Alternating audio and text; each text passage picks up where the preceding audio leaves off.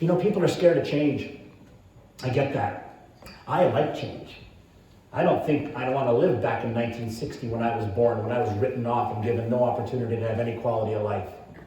I don't think I want to be born in an era when we were so many ways different than we are now. Good, bad, I don't know. You're judging in your own minds. But for me, the reason I bring it up is because this story is not mine. I want you to picture, if you will, just imagine it in your head. You're a 55-year-old foster mom, and you've been asked by a social worker that you know socially, because she had a foster home, as did Hilda Law and Jack Law, could you take in an unwanted baby? Knowing full well that my parents did not look after babies, they were in their 50s. They looked after juvenile delinquents who were kicked out of their homes or in trouble with the police. They would take them in. And this, I love this. Talk about good expressions. Mom had this expression. I heard it all the time growing up. And she used it first with these juvenile offenders and people that were in trouble, that were really struggling with teenage life. She said, I don't care what happened to you, but we care deeply about what's going to happen.